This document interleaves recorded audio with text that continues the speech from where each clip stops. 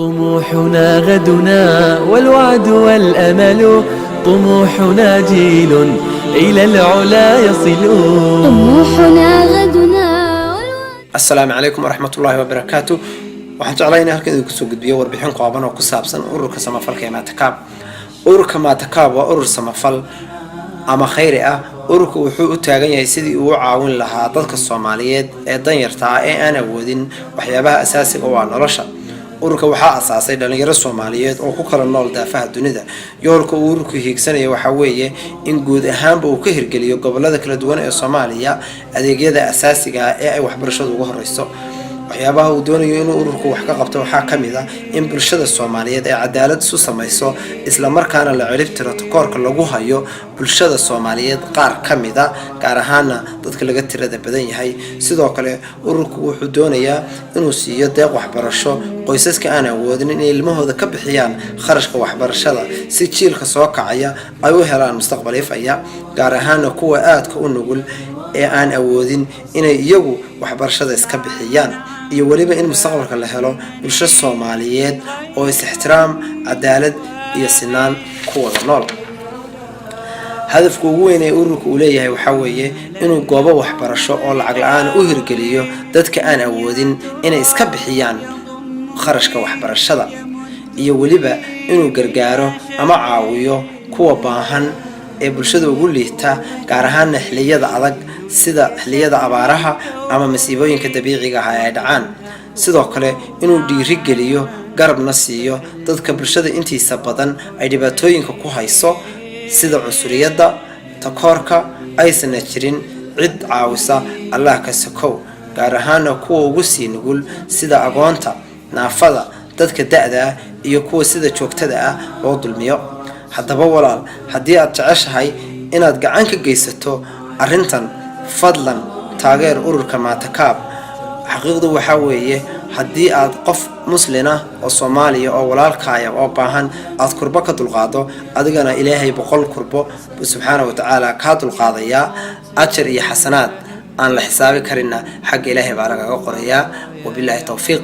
assalaamu alaykum wa rahmatullahi wa barakatuh. بسم الله الرحمن الرحيم. magacaygu waa Cabdi Qashan Awarsame. waxaan wakiilka u qaabilsan ururka Matakaab Soomaaliya. waxaan ka faara qaadnay arday ka badan 12 arday oo aanu ka bixino dhammaan waxbarashada asaasiga sida fiigi iyo breegi iyo bugaagtii dhaqaalaanta dhammaan waxaas oo dhan. ururka Matakaab ma aha urur hay'ad ama waxaas ma, laakiin wadad iyagu iskooda soo abaabulay doonayana inay dadkooda aan haysan waxbarashada kuwa agoonta iyo kuwa danyarta ay ku rajooyinkaaba aan haysan waxbarasho doonayana ugu deeqaan. waxaanu sameynay systemka aanu wax u bilownay wuxuu ahaa inaanu doonaynay arday ah danyar ama agoon u badan. marka systemkan wax u geynaa wax u qornay waxay ahayd ardayga inuu dhigto iskoolka inaan geyno aan ka bixino fiigii iyo breegii iyo dareyskii iyo qalimaanta waxyaalahaas oo aan ka bixino. iskoolka geyno waxa weeye iskoolku waxay dhigtaan iskoolka ilaa primary iskool bay dhigtaan, dhammaantood iskoolkaas dhigtaan, labada galin way dhigtaan, duurkii iyo aroortii way dhigtaan, labada qaybood oo loo kala jabiyay. marka waxaan ku haweenahay inay noqdaan kuwo insha Allah feedback waxaan u gelinay inay keenaan feedback. السلام عليكم ورحمة الله وبركاته. ماتكاب هي منظمة خيرية متخصصة في تقديم الخدمات للأشخاص المحتاجين يديرها الشباب الصومالي، وتستهدف خدمتنا جميع مناطق الصومال. ومن بين أهدافنا المساواة بين جميع الفئات وتوفير التعليم والاحتياجات الأساسية للأطفال والأسر الضعيفة وتعزيز مستقبل مشرق للجميع. ونحن نعتزم الوصول إلى هذه الأهداف من خلال السعي إلى فتح المدارس وتقديم المساعدات إلى المحتاجين الأيتام والأرامل والمعوقين والمسنين والمظلومين وفي أوقات الكارثة، وأيضا التمكين والمساعدة أعضاء المجتمع الصومالي الذين يعانون من التمييز العنصري والذين ليس لديهم أحد مساعدتهم إلا الله. إذا كنت تؤمن بقضيتنا فمد يدك ودعمنا. عندما تقدم يد العون للمحتاجين فأنت تساعد بلدك وفي نفس الوقت نفسك، نعم نفسك، لأن الشعور بالسعادة الذي سوف تجده بعد قيامك بعمل الخير لا يقدر بثمن. عندها سوف تكتشف بأنك أنت المحتاج لهذا العمل وليس هم.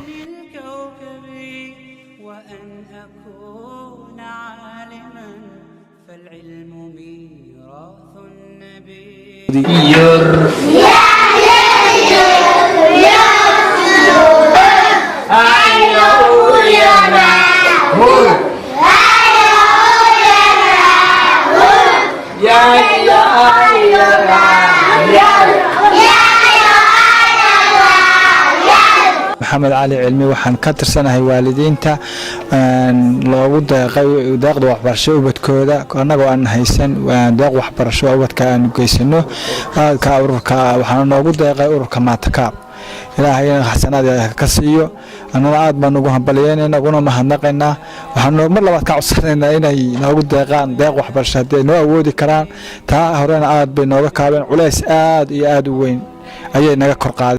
Assalamu alaikum wa rahmatullahi wa barakatuh. Matokab is a charity organization specialized in providing services to people in need. It is run by Somali students and our service targets all areas of Somalia. Among our objectives is to secure equality for all groups of the Somali society, provide education and basic needs for children and vulnerable families, and to promote a bright future for all classes of Somalia. We intend to reach those objectives by aiming to open schools, provide assistance to those in need, and to be a helping hand in times of catastrophe like famines. Furthermore, to empower and aid those members of the Somali society who suffer from racial discrimination and those who have none to help them except Allah, the orphans, widows, the disabled, the elderly, the outcasted and the oppressed.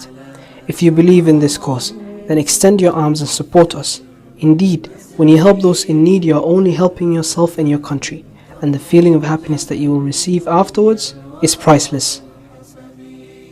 marxina waa waalidiintii dhashay caruurta oo mahadnaqayna ururka maatakaab ee naga dulqaaday culayskii caruurta ilaahay baa mahadle ilaa ajar iyo xasanaad badan ka siiyo ayna tareen caruurtii fiigii aanu da culays nagu hayay naga dulqaadeen waxa barashay noo geeyeen marxina waa waalidiintii dhashay caruurta waxaan u mahadnaqaynaa ilaahay baa mahad iska leh dadkii naga dulqaaday hay'adda leeyahay dad caruurtooda ku jirtaan nahay tabadan inta waxa inta oo dhan noo fadhida caruurtooda yareereed waxbarashada aan loo soo galiyay ana waxaan ahay danyar waxa ma haysan waxna ma heli karin masaakiin baan ahay alxamdulillah rabbil alamin ilaahay baa mahadaale buug ma nagadi karin qalina ma nagadi karin masaakiin ilaahay baan iska ahayn guriyahana iskaga jir alxamdulillah rabbil alamin ma takaabaan ku mahadinaa 14 boqolka intaas oo ruux waxa ma haysan Soomaaliland garan albaabada iskaga hayno guriga iyo weelka iyo gudafadaha iyo dhulkaas noo yaacayeen hadeertana ay maxay tahay waxbarasho noo helay alxamdulillah rabbil alamin waan iska sii jeeday magaxay waxa farxan cabdishiid darse aan waxaan maaqay cudurka maatakaab inay qarashkii iskoolka iyo buugaagtii iyo dharkii inteeda bixiyeen inta soo macnaqaya ilaahay rabbi raxmaga khayras waxay bixiyay cudurka maatakaab qarashkii waxa ka siiga bixiyay waxaan ku mahadnaqayaa cudurka maatakaab ku mahadnaqayaa